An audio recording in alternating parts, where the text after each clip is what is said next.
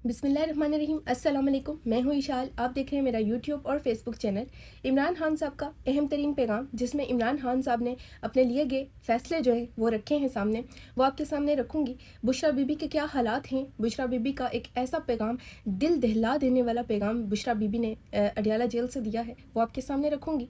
वज़ीरिस्तान में एक और ड्रोन हमला और वज़ीरिस्तान की क्या सूरत हाल है इस वक्त, वो रखूँगी आपके सामने। मौलाना तारिक जमील साहब का एक क्लिप बहुत वायरल चल रहा है, जिसमें मौलाना तारिक जमील साहब रो रहे हैं, उस पर बात करेंगे। सना यूसुफ टिकटॉकर जिसका कत्ल हुआ, उसके घर में घुसकर कत्ल किया गया, उसका कातिल कौन है और क्यों कत्ल किया गया, वो आपके सामने रखूँगी। और कुछ और खबरें हैं, अगर वक्त मिला तो वो आपके सामने पाकिस्तान के हालात और वाक़यात से मुतल्लिक बात करेंगे। सबसे पहले चलते हैं इमरान खान साहब के पैगाम की तरफ। इमरान खान साहब कहते हैं कि इस मुल्क में जंगल का कानून नाफिज है, तहरीक इंसाफ पर तमाम कानूनी और आइनी रास्ते बंद कर दिए गए हैं, इसलिए मैं अब खुद बतौर पार्टी सरबराह जेल से एहतजाजी तहरीक की सरबराही करूँगा। बाहर मेरी नुमाइंदगी उमर अयूब करेंगे। सलमान अकरम राजा हदायत पर अमल दरामद करवाएंगे। तहरीक का लाया अमल चंद रोज़ में कौम के सामने पेश कर दिया जाएगा। इस एहतजाजी तहरीक के लिए अपनी इत्तेहादी जमातों समेत तहरीक तहफ़्फ़ुज़ आइन, GDA और महारंग बलोच को भी दावत देंगे। इंशाअल्लाह इस तहरीक को कोई नहीं रोक सकेगा।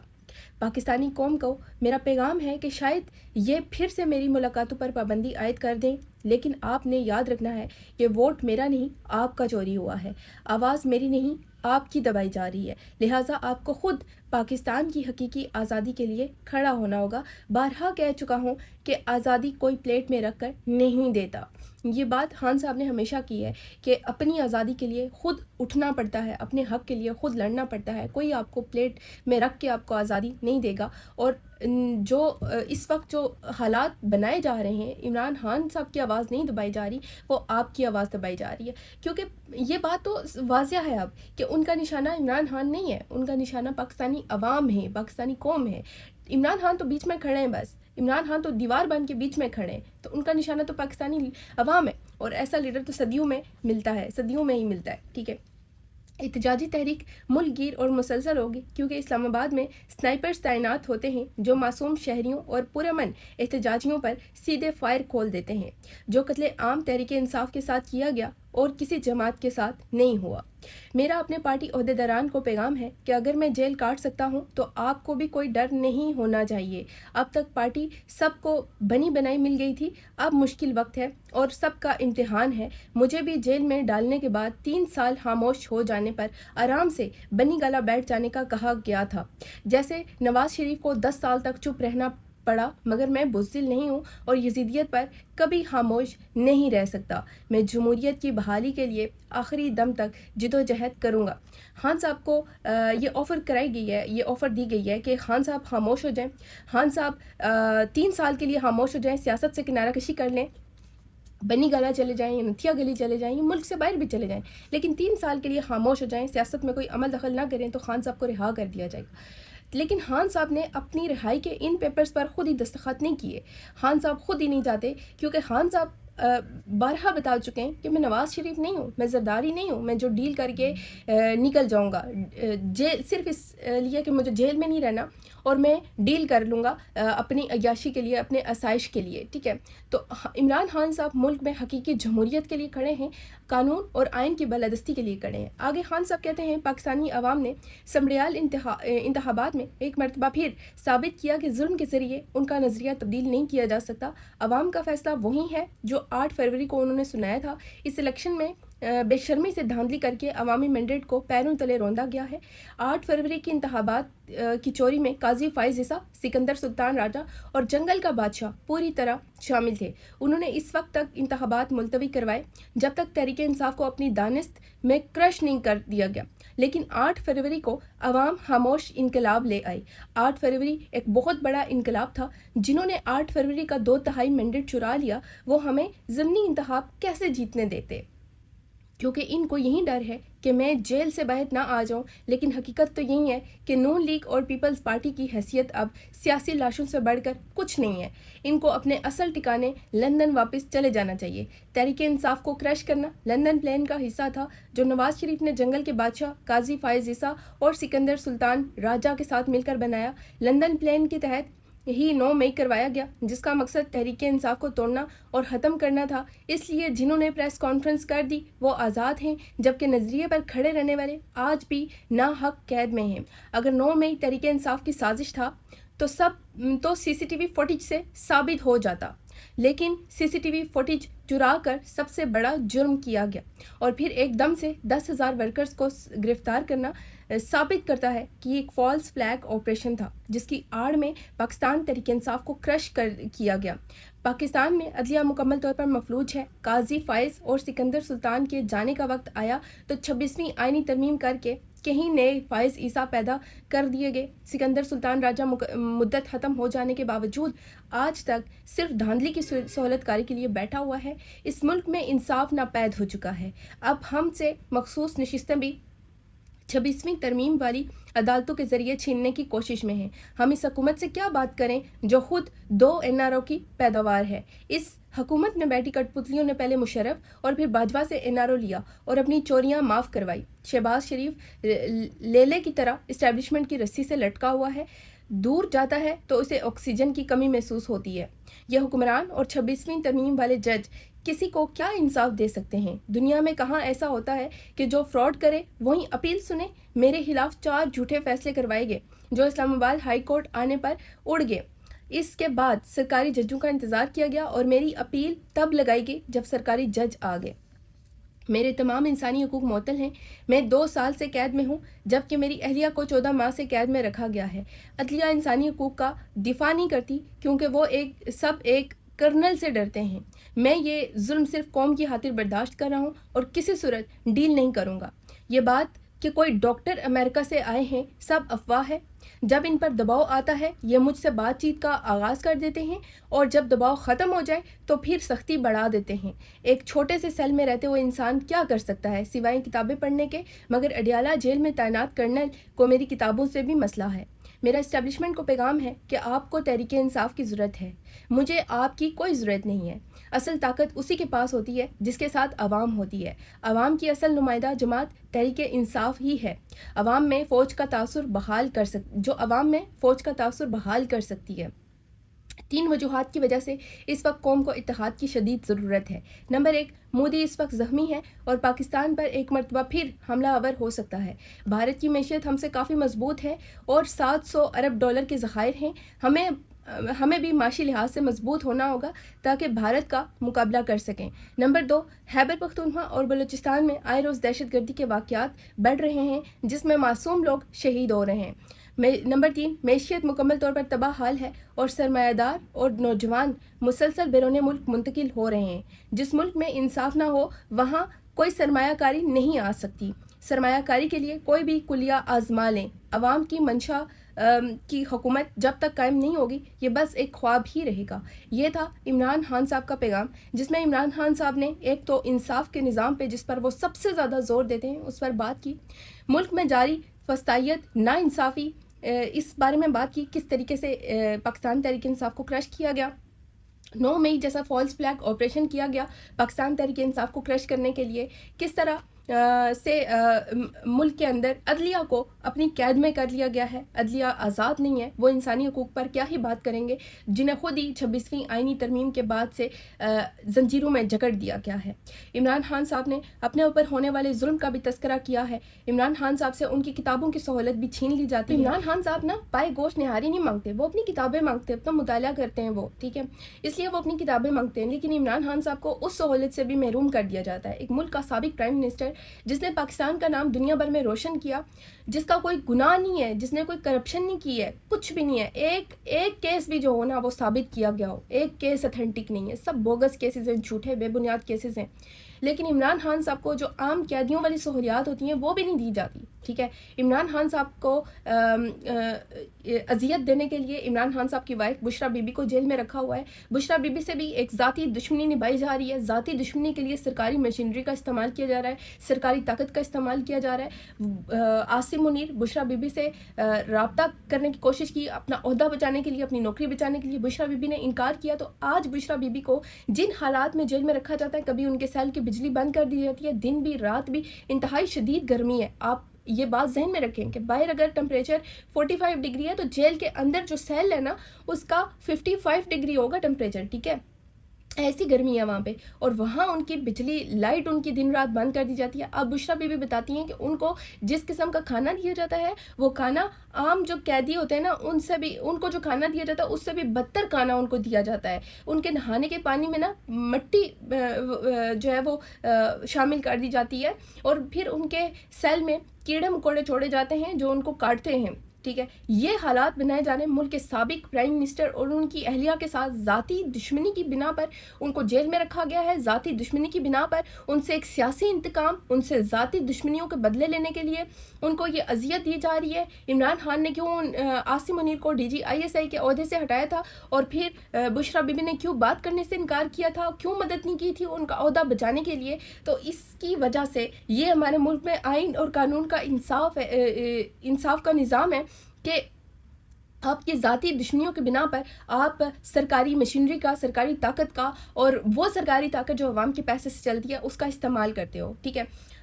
یہ حالات ہیں ملک کے اندر ناانصافی عروج پہ ہے، کسی کا بھی قتل ہو جاتا ہے، کسی کو بھی مار کے آپ چلے جاؤ، بندہ مار دو، بندے کو کمزور ہے تو اس کو اٹھا کے روڈ پہ آپ مارنا پیٹنا شروع کر دو، کوئی پوچھنے والا نہیں ہے۔ آپ نے دیکھا تھا کچھ دن پہلے ایک فرعون، ابھی 2 دن پہلے کی بات ہے، ایک فرعون جو ہے وہ ایک بچے کو بہنوں کے سامنے اس کو مارتا ہے، گاڑی میں بٹھا کے اس کو مارتا پیٹتا ہے، بہنیں ہاتھ جوڑتی ہیں، پاؤں پڑتی ہیں کہ بھائی ہمارے بھائی کو مت مارے، بس مار لیا، معاف کر دے، معافیاں مانگتی رہی، ترلے کرتی رہی۔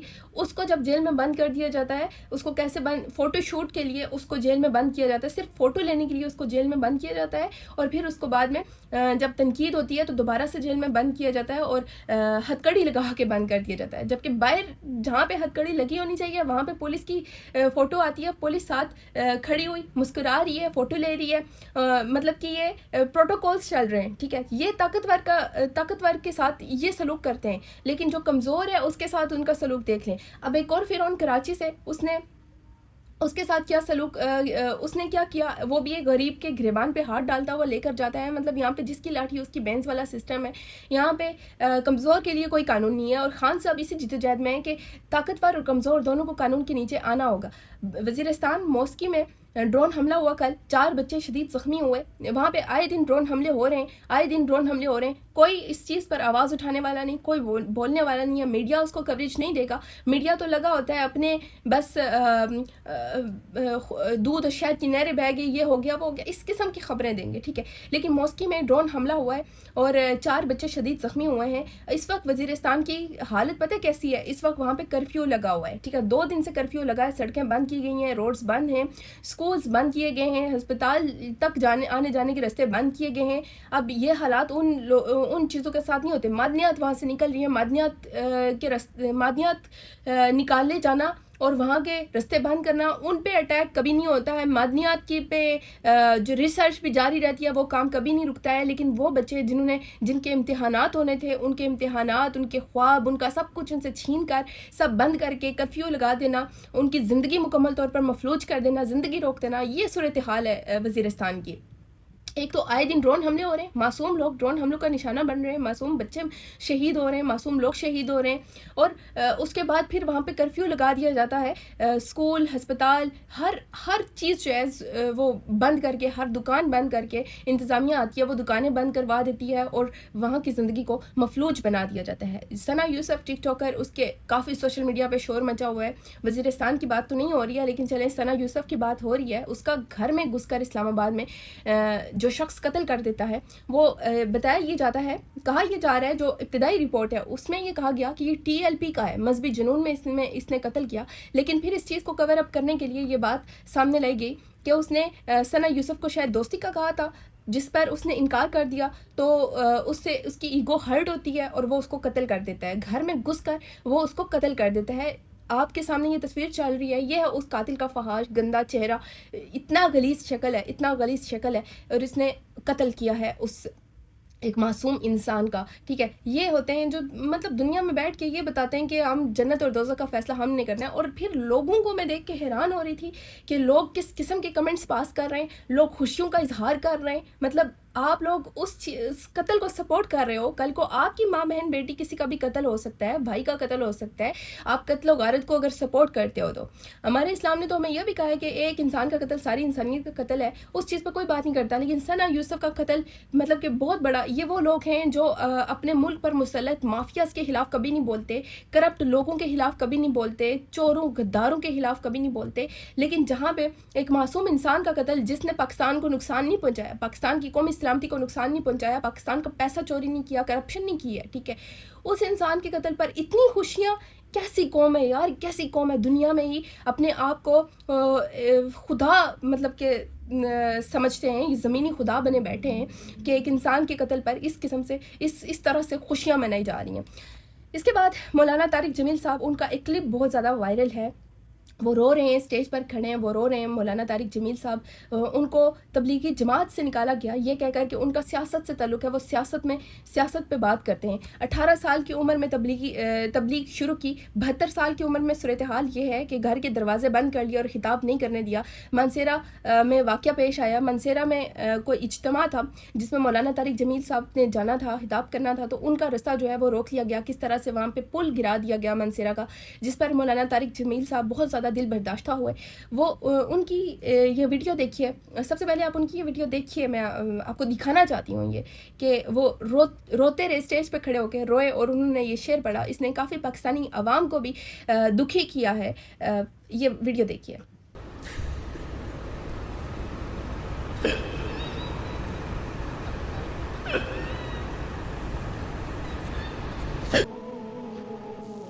وہ جو گیت تم نے سنا نہیں, میری عمر بھر کا ریاض تھا, میرے درد کی تھی وہ داستان جسے تم ہنسی میں اڑا گئے. مولانا طارق جمیل صاحب نے 54 سال اپنی زندگی کے انہوں نے خدمت کی ہے, اسلام کی خدمت کی ہے, بہت سارے لوگوں کو مسلمان کیا ہے, دین کی تبلیغ کی ہے. ان کی باتیں, وہ کوئی غلط بات نہیں کرتے ہیں. انہوں نے اگر کہا کہ انہوں نے جو بات کی, میرا نہیں خیال کہ وہ بات غلط ہے. حق سچ کی بات اور انصاف کرنے کی بات اور ظلم نہ کرنے کی بات, یہ کوئی غلط بات نہیں ہے, ٹھیک ہے. اور سیاست, اس سے یہ کہتے ہیں نا کہ سیاست سے تعلق ہے.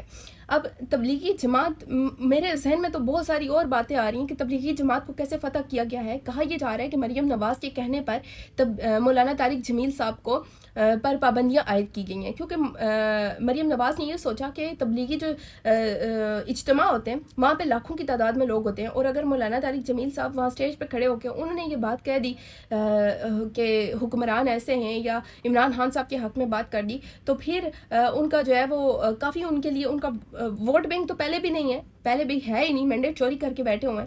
تو اس بات کی وجہ سے مولانا طارق جمیل صاحب پہ یہ پابندیاں عائد کی گئی ہیں, ٹھیک ہے. میں اب کیا کروں, میں پاکستانی ہوں, تبلیغ والے سیاست پہ نہیں بولتے, لیکن پاکستانی ہوں, ضروری ہے جی, میں پاکستان کی شہریت رکھتا ہوں. کس طرح انسانوں کو خریدا گیا اور کس طرح خرید کے ایک دھوکے سے حکومت بنائی گئی. کیا یہ اللہ کے سامنے کھڑے ہو سکتے؟ اور تم چند ٹکوں پہ تم نے 22 کروڑ عوام کو ذلیل و خوار کر کے رکھا. تو مولانا طارق جمیل صاحب کو صرف اس چیز کی سزا دینا کہ انہوں نے کیوں ظلم کرنے والوں کو خبردار کیا کہ اللہ تعالیٰ کی پکڑ بڑی سخت ہوگی. ججز کو انصاف کرنے کا کہا, ظالموں سے کہا کہ اپنا ظلم مت کرو یہ ظلم, کہ اللہ تعالیٰ کی پکڑ بڑی سخت ہوگی. فوج کو کہا, اداروں سے کہا, اور ان لوگوں سے کہا جنہوں نے لوگوں کے ضمیر خریدے, ضمیر بیچے, جنہوں نے اور پاکستان کے عوام کا سودا کیا, پاکستان کے عوام کو برباد کیا. عمران خان کے لیے بات کی کہ عمران خان حق اور سچ پہ کڑا ہے, اور عدت کیس پہ بات کی کہ 1400 سال, اسلام کی 1400 سال تاریخ میں کبھی ایسا کیس نہیں بنا ہے, اس میں صرف عورت کی گواہی لگتی ہے. تو کیا یہ باتیں ان کی اتنی بری تھی, اتنی تکلیف دہ تھی کہ تبلیغی جماعت نے انہیں اس جماعت سے نکال دیا جہاں پہ مولانا طارق جمیل صاحب نے 54 سال اپنی زندگی کے دیے, اور کتنے لوگوں کو مسلمان کیا, تو اس چیز کی سزا. اور یہ کہنا کہ سیاست سے تبلیغی جماعت کا کوئی تعلق نہیں, تو یہ سیاست ہے کیا؟ حق اور سچ پر بات کرنا. اور اگر یہ سیاست ہے تو پھر وہ واقعہ کربلا وہ کیوں پیش آیا؟ کیوں حضرت امام حسین علیہ السلام نے یزید کی بیعت کرنے سے انکار کیا, یزید کو خلیفہ ماننے سے انکار کیا, اور اپنے مطلب کہ آل نبی صلی اللہ علیہ وسلم نے اپنی جانوں کی قربانی دے دی، لیکن یزید کی بیعت نہیں کی ہے، یزید کے سامنے کھڑے ہو گئے، اپنے سر کٹا لیے لیکن جھکے نہیں. تو وہ سارا واقعہ کیوں پیش آیا؟ کہ تبلیغی جماعت کا کام صرف اتنا ہے کہ نماز، روزہ، حج اس کی تلقین کریں. جب تبلیغی جماعت کی بات آتی ہے تو ہمارے ذہن میں تو یہی آتا ہے کہ انہوں نے ہمیں دین سکھانا ہے، ان سے ہم نے دین سیکھنا ہے، ٹھیک ہے، یہ ہمیں دین کی تلقین کریں گے. لیکن ہمارا دین تو یہ بھی کہتا ہے نا، امر بالمعروف پر چلنے کی تلقین کرتا ہے. ہمارا دین ہمیں اس چیز کی اجازت نہیں دیتا ہے کہ آپ ظالم کا ظلم برداشت کرو، بلکہ ظالم کے سامنے آپ کھڑے ہو.